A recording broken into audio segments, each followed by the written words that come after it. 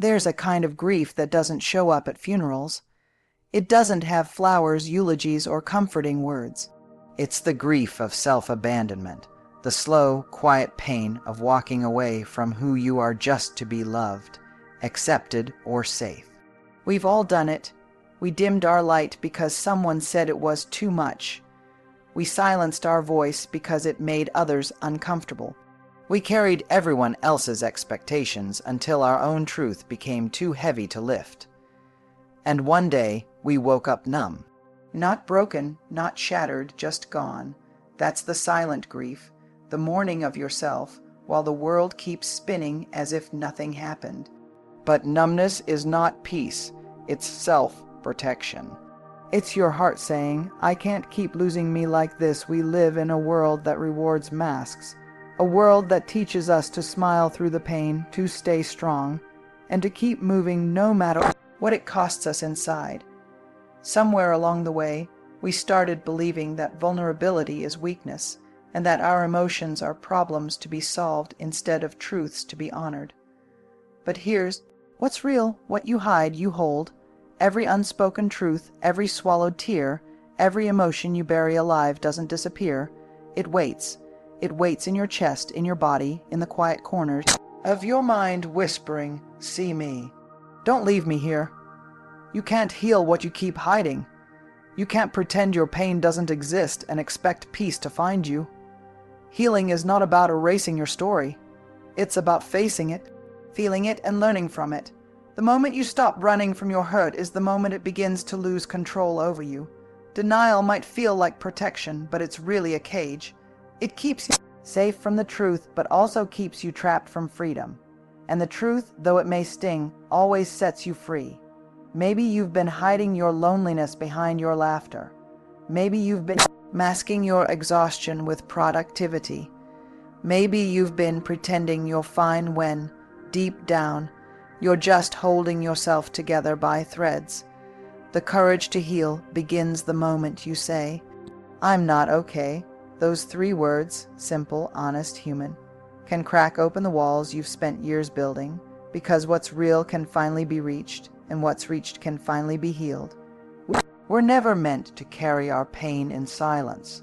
The things we hide grow heavier with time, but the things we name start to loosen their grip. You don't have to confess everything to the world. You just have to be honest with yourself. Sit with your truth, not to fix it, but to feel it. Allow yourself to grieve the parts of you that you've lost trying to be everything for everyone else. Healing begins with visibility, the brave act of letting your heart be seen again, even by you. So, don't hide from your hurt anymore. It's not your enemy, it's your invitation. Every wound is a teacher, and every scar holds a story that deserves to be told. When you finally stop hiding, you make space for light to enter the places you've kept in the dark. And that's where real transformation begins, not in perfection, not in pretending, but in raw, unfiltered truth. Because the only way out of the pain is through it. Numbness feels safe because it asks nothing from us. It doesn't demand that we feel risk or hope. It promises relief from chaos, from heartbreak, from the noise of emotions that feel too heavy to hold. It tells us if you just stop feeling, you'll stop hurting. And for a while, that sounds like mercy, but numbness is not peace. It's a quiet kind of suffocation. It's the slow fading of our capacity to connect, to love, to be seen. We numb because feeling can be terrifying. We've learned that emotions are messy and unpredictable, that vulnerability leaves us exposed. So we build walls made of busyness, humor, distraction, and denial. We convince ourselves that if we stay strong and keep it together, we'll be okay.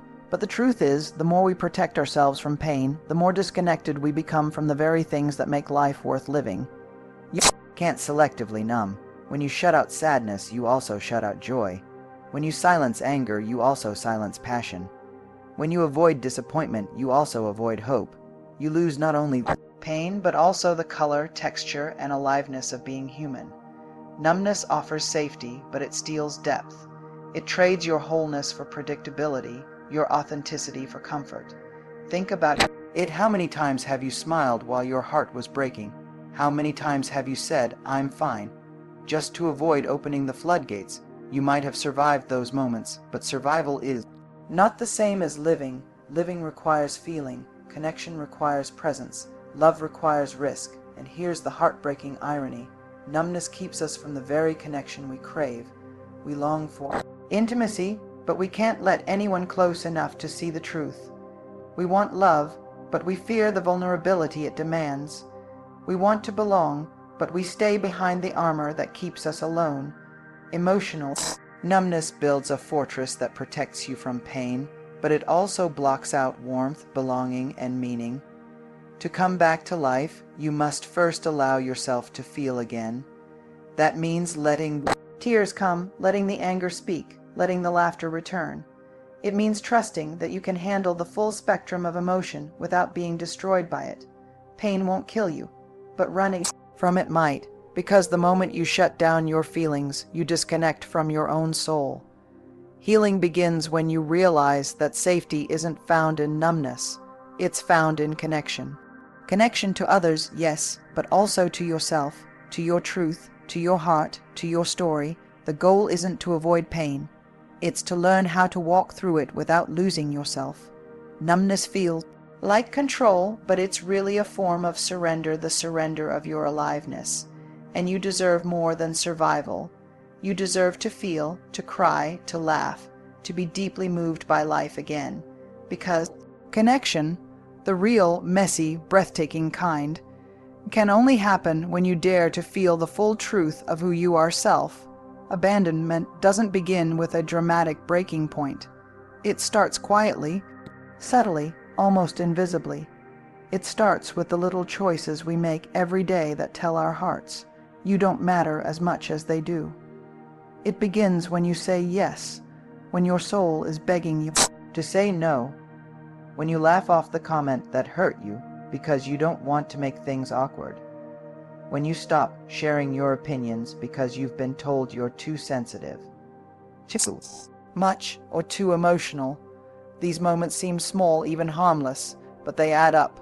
Every time you silence your truth to keep the peace, every time you shrink to fit into someone else's comfort zone, every time you betray your boundaries for acceptance, you chip away at your own sense of self.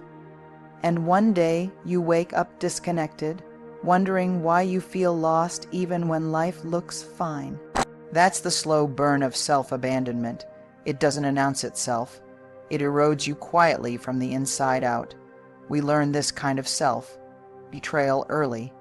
Maybe as children we were praised for being easy, quiet, or good, so we learned to suppress anything that made others uncomfortable.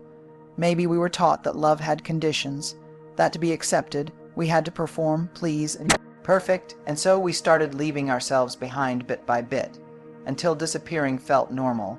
We traded authenticity for approval, truth for belonging, and peace of mind for peacekeeping.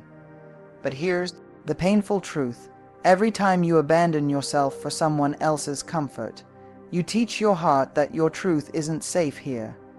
You teach your inner voice to go quiet, and the silence that follows isn't peace, it's grief.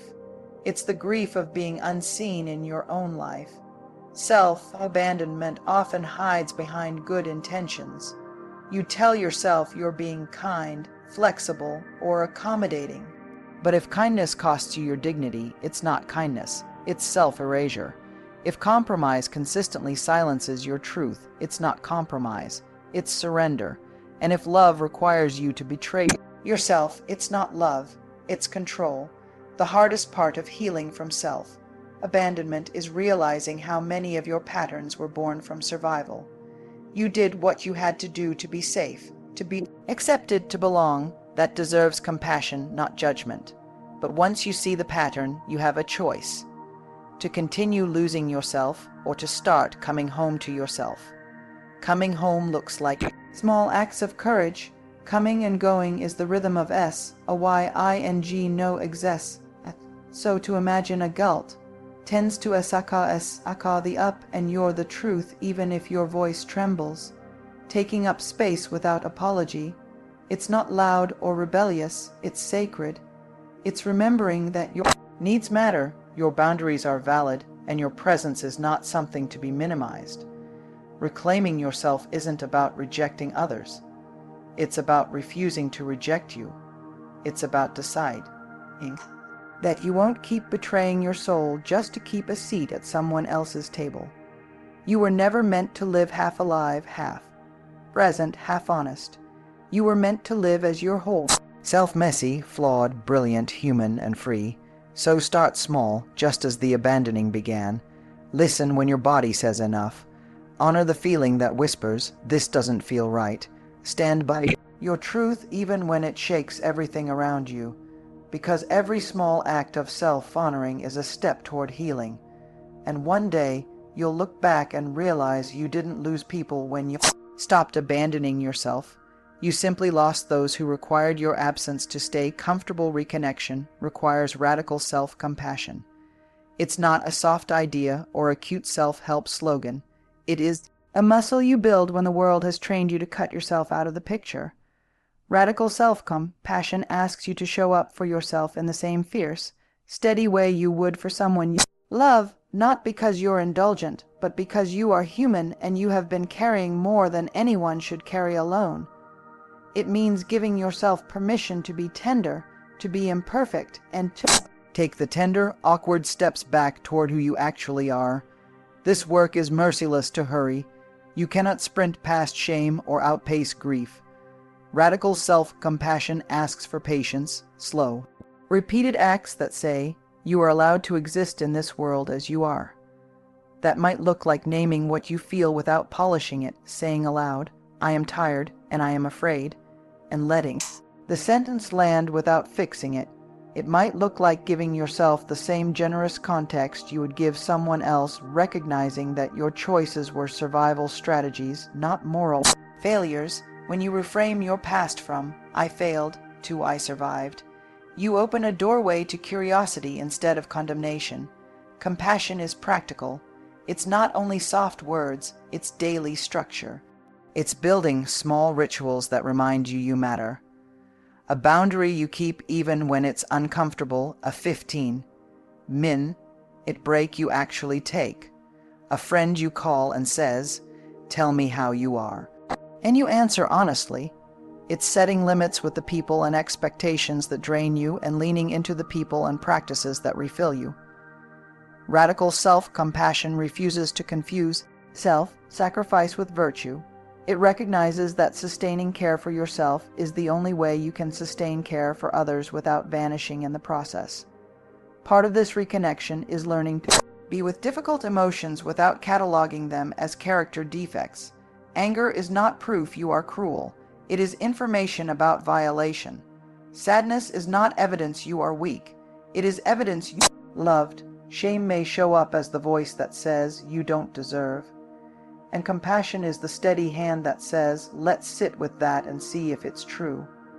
You practice compassionate inquiry. What story am I telling myself? Is it fact or fear? Then you answer that question with curiosity rather than punishment. Radical self-compassion also includes repair. When you notice old patterns, reflex to shrink to people. Please, to apologize for taking up space. You don't berate yourself for the pattern. You map it. Name the trigger, note the belief that follows, and choose a different kind of response next time. Small experiments matter. Speak a boundary in a meeting, decline an invitation that drains you, assert a need with clarity. Each time you choose differently, you retrain your nervous system to expect care, not betrayal. We also have to be realistic about help. Compassion sometimes means asking for it. Radical self-compassion isn't solo romanticism, it's humility. It's saying, I cannot do this alone, and letting a therapist, a trusted friend, or a community walk with you. Connection heals through reciprocity. We are wired to be repaired in relationship. Asking for help is not a weakness, it's an affirmation that you're worth the kind of attention that heals. Finally, radical self-compassion is relentless kindness paired with honest accountability. It's not excusing harmful behavior, it's refusing to let shame be the final judge. When you mess up, as we all will, compassion helps you take responsibility without annihilating yourself. You apologize, you make amends, you learn, and you keep going. That cadence of messy courage is how you return to yourself again and again. So practice small mercies. Speak kindly to yourself when your inner critic rises, keep the promises you make to yourself, and choose practices that steady your body and mind. Over time, these small mercies accumulate into a life you can live in, not just survive in. Reconnection isn't a moment. It's a series of compassionate returns to your breath, to your voice, to your limits, to your worth. And when you keep showing up to yourself like that, numbness loses its comfort and belonging begins to feel possible again. Coming home to yourself is the real resurrection. It's the moment your soul starts to breathe again after years of holding it all in. It's the slow, sacred process of remembering who you were before the world told you who to be. It's not dramatic. It's deeply quiet. It doesn't happen in a single breakthrough moment. It unfolds in the small, consistent choices to stop abandoning yourself and start belonging to yourself again. Coming home isn't about becoming someone new. It's about reclaiming what was never truly lost, only buried. The parts of you that once laughed freely, dreamed wildly, spoke truth without fear. They're not gone, they're waiting for your permission to exist again, for your forgiveness, for your courage to open the door and say, "You can come out now. I'm ready to meet you again." This resurrection doesn't come through perfection or achievement. It comes through presence. It begins when you stop trying to prove your worth and start trusting it. You begin to understand that you don't have to earn your place in the world. You already belong here. You always did.